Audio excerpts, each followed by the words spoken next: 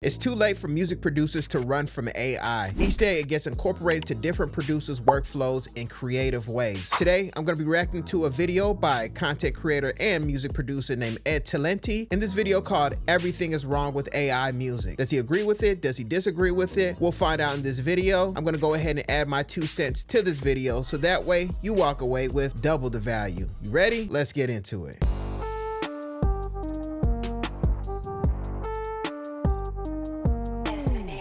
Have you ever thought, what would happen if AI became as good as real people at making music? I asked this question to over 400,000 people here on my YouTube community, and the vast majority responded that AI is the death of both music and the music industry. And you know what? I think they're all wrong. In fact, the point of view I'm about to share might show you just how far we've already drifted from what making music actually means as a human being. And more importantly, how AI could weirdly end up being the thing that kind of puts us back on the right track. Before we get into that though, there's one thing we need to address. AI will never make music like humans. That's impossible. Really? You really think that's impossible? As of right now, in 2025, even a quick simple prompt like an acoustic metal song can spit this back in under 30 seconds. Crazy, man. It's crazy. Yeah, it sounds really good. And it's also the worst it's ever going to be. Like just 3 years ago, this is what AI music sounded like.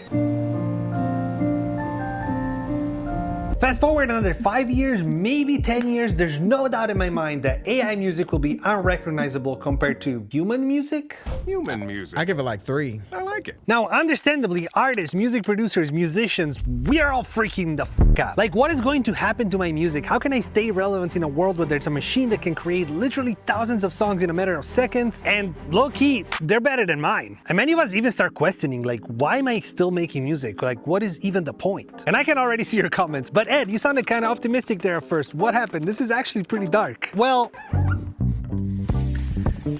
maybe it is a little dark, but asking yourself why you're making music, I think that's a pretty valid question. And it's also a question that I've been asking myself a lot recently. But after a lot of research and as much thinking as my little pea brain allows me to do, I'm here to share with you what I think is a pretty unique perspective on this. See, everyone is asking themselves, if AI gets as good as people at making music, how are artists going to make money? The AI copyright issues, AI training issues, and these are all very valid points that almost deserve their own video, but I want to address the elephant in the room. See, there's something that no one is talking about, and it's that all of these issues, as valid as they all have nothing to do with music. These are not creative issues. The fact that AI gets really good at making music has nothing to do with us as artists. All of these problems are not music problems. They're just money problems, like business problems. And so here's my first big point in this video. AI is not at all a threat to creativity or art. Let me paint a picture real quick. Jimmy is 11 years old. His uncle just bought him a guitar for his birthday. Jimmy is stoked. He starts taking lessons, and throughout his teenage years, the guitar becomes his way to relate to the world. That guitar goes with him everywhere he goes, right on his back. It helps him play a song for a girl he liked and convinces her to give him a chance. Wow, it's almost like music. It becomes the thing he grabs when he's feeling sad, and it's his coping mechanism for difficult times. His guitar and his music become a part of his language. Creating music for Jimmy is a necessity. Take it away, and it's like you're taking away his ability to speak. The fact that out there's a human musician that's way better than him at music, and eventually an AI that's even better than that guy, it changes nothing. Let me jump in right there.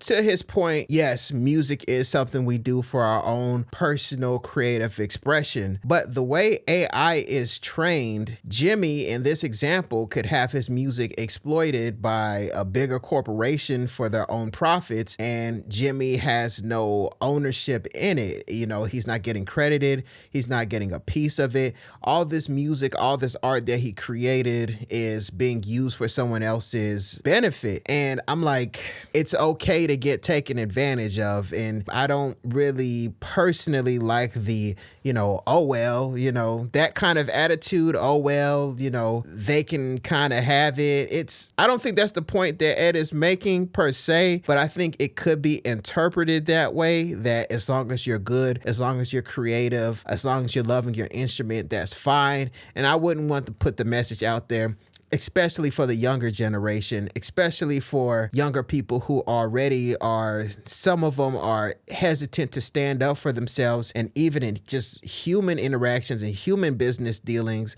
are afraid to assert themselves when it comes to credit and percentages and things like that in some situations. This is totally cutting them out, and then I think this could be used as a form of manipulation to allow people's work to be used by people other than them. Once again, I don't think this is what Ed is stating, but I think someone could interpret it that way. He doesn't give a shit if AI can do it faster, better, because that doesn't solve his creative problem. It's like if I want to spend a fun night playing a video game, I don't care that there's a bot that can get me through the game faster and better. Because with the bot, I'm not actually playing the game. I'm not having any fun. Even if the final result is objectively better than what I would have done on my own. AI cannot solve my creative needs. It just can't. And see, that's where everyone is wrong. Music is not gonna die. People are never gonna want to stop making music because it's a primal human necessity. AI is not a music problem. It's just a money problem. The only thing that is actually going to die is the current business model of music and music-related things. And to be honest, coming up with a different business model for artists and musicians, considering how shit the current streaming model is, that feels like a much, much smaller problem than people are not gonna make music anymore or music is going to die. We can fix business models. We've done it time and time again. Even just in the last 50 years, the music industry went through at least 3 or 4 big radical business model changes. And we can totally do that again and find a way to adapt. It's definitely not the end of music. In fact, it has nothing to do with music. Nothing at all. It's just a business problem. And the same goes for the training issues of AI, the copyright issues, the licensing issues, the selling beats issues. These are all just money problems. And one way or another, we can usually solve those. Or at the very least, they're much, much easier to solve than humans not wanting to make art anymore. That would actually be a disaster. Which kind of brings me to the real point of the video, which is that if art is fine, it's safe, then is AI music really that much of a problem? And what is actually going to happen to everything around music? Because the business side, that is about to get blown up. And what comes after could either be the best thing that's happened to artists in decades, or if we don't play our cards right, it could be the final nail in the coffin. And here's my prediction of what's gonna happen. It's totally speculative, but it's just my optimistic vision of the future. Okay, so the streaming platforms we know today, they're not gonna disappear, but they are gonna kind of fade into the background. Literally, Spotify, Apple Music, those are gonna become like the new radio. Just background music for coffee shops, clothing stores, Ubers, gyms, just safe, algorithm-friendly playlists. For people who don't really care what they're listening to, they just kind of need to fill in the silence. Instead of the regular playlists we have now, you're gonna have songs generated for you on the spot. Like literally, you go out for a run in the morning, you got your phone, open up Spotify, it's gonna generate like 100 songs for you right in that moment, perfect for your taste. They know what you like, they know what you don't like. They're gonna make songs that are exactly built for you. They match your mood, they match the time of the day, they know you're about to run, so they also match the activity, like high energy, infinite background music. That's all it's going to be. It's disposable, it's quick, it's cheap, it's forgettable, just a commodity for you to have a good run. But here's the big twist, because artists, like actual artists, they're not even gonna wanna compete in this space at all. Why would they wanna feed this algorithm that it's all about speed, consistency, polished products, all these parameters that objectively AI is going to be better than any human being at? And the artist is gonna see no point in participating in that. It's just a different world. And to see where this is going, you need to kind of zoom out and look at how we got here in the first place. Okay, so if you go back to before the internet, you have the first business model, what I call the label era. You have fans who buy the artist's music, like a CD or something like that, and the profit of that CD goes straight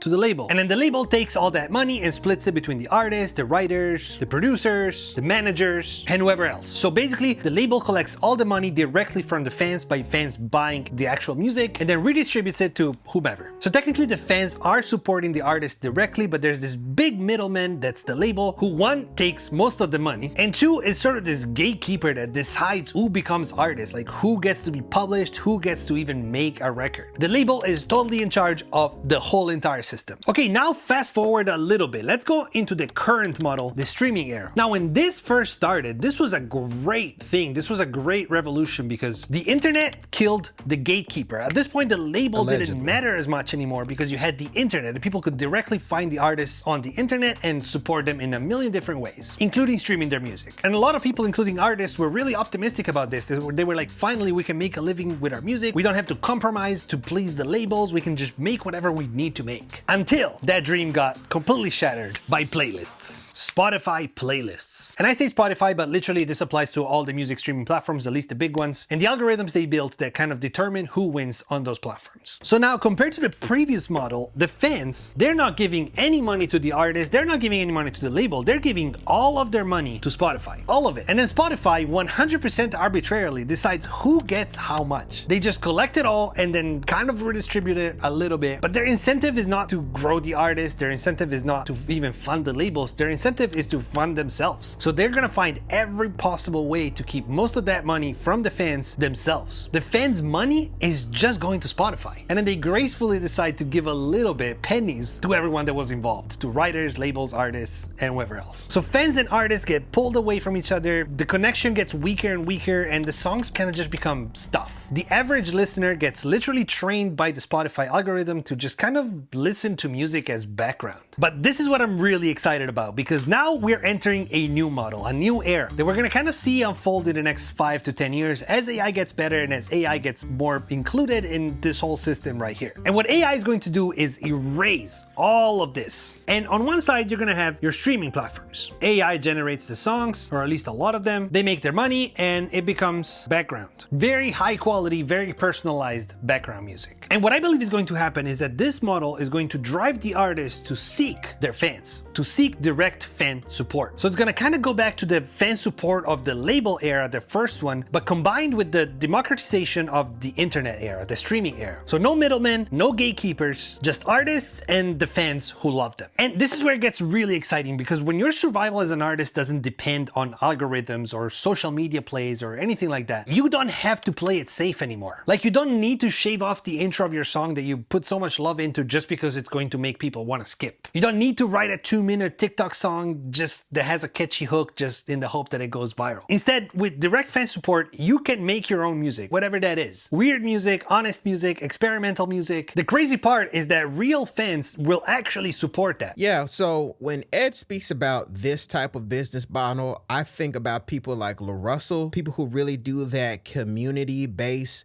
music creation, really gets connected to people, fans, does the email list, really works social media. So I definitely can see that as the new approach and the new model for independent recording artists. At the same time, these same independent recording artists who are going to be creating these styles of music are still going to be feeding the AI. So the AI is going to still grab onto their songs, train it, and put it into their system. So they're still going to have a competitor. They're still having these systems that are taking their intellectual property, training with it, putting it into their distribution model and having people consume it that way. And let's say we do have an independent artist who's creating really good, maybe just, subgenre, just really kind of niche styles of music. That music is being put out there. The AI is going to get trained on it, and the AI is going to have a bigger reach because it's going to be more connected to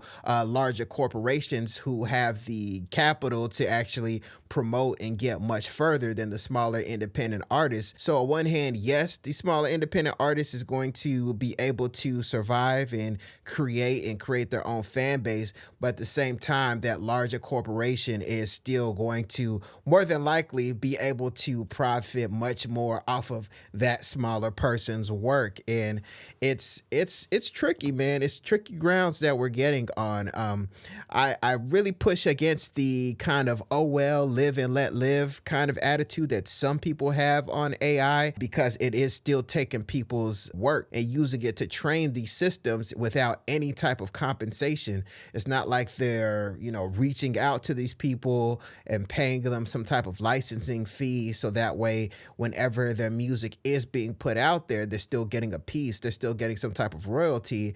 These AI companies are having like plausible deniability. It's like, oh well, we don't know, and oh, it's just it was an accident, and they're finding different ways to protect themselves, which is really to be expected. So definitely independent producers, recording artists, of course, you're going to have to reach out. You're going to have to get directly to those fans, directly to those customers. You're going to have to get out and actually tour and hit these different coffee shops and smaller venues and festivals and shake hands and give out merchandise to really establish that connection with people. But at the same time, don't be afraid to stand up and assert yourself when you do find out and figure out that some company is taking your work and is monetizing it by creating something new without compensating you. Don't just have the live and let live attitude, because that's setting a precedence with other people, especially the younger generation, who might have this, you know, ho-hum attitude and not protect themselves. And it's not okay to have other people, especially instead of an individual that you can litigate against, you're going against a whole corporation with a lot of money. And I just don't want younger people to feel like that's okay. I've noticed that people have a creative way to surrender to a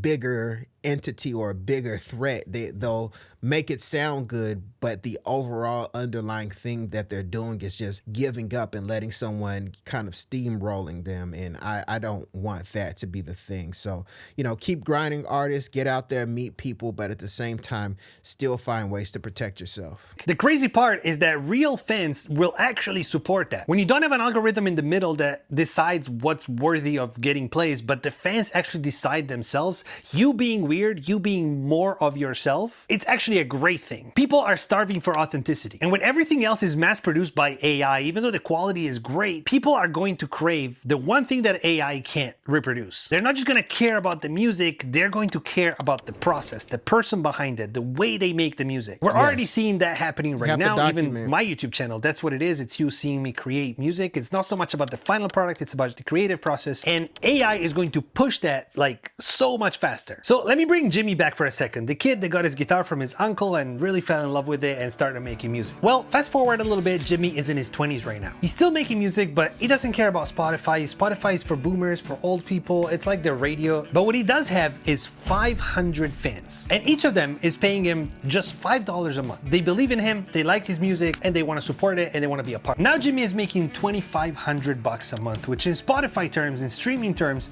that's literally millions and millions of plays. But instead, he's getting that directly from just 500 fans. It's not superstar money. He doesn't fly private jets and do any of that, but it's enough to pay his rent, his music gear, and more importantly, it's enough for him to keep making music and keep just living off of his art. And because Jimmy doesn't need to impress a label, or he doesn't need to land on some specific sounding playlist, he is free. See, in the old system, Jimmy would have been a flop. He's got 500 people listening to him. He's not making any money. He would have just been chewed up by the algorithm. He would be done. But in this new system, he thrives. Because here's the paradox. AI is gonna kill mainstream music, but in doing that, in bringing the machines into the world of art, it's gonna make us reassess what music even is, and it's gonna kind of force us to bring it back to human expression. Not content, not algorithm fillers, just art and people supporting it. So keep creating music, keep expressing who you are through your art, and more importantly, keep having fun. All right, so that's the video, man. What do you guys think? You know, I had to definitely give some pushback. What do you guys think? Let me know in the comments. You know, how do you feel about AI music? Are you going to use it to help you produce songs? Do you view it as a threat? You know, what are your thoughts? You know, I want to know what you guys are thinking. This is a dialogue. I want you guys to let me know how you guys are feeling in the comments as well. I hope you enjoyed this video. If you did, make sure you hit like and subscribe. My name is Desmond A, and I'll be back with more great videos. Peace. Desmond.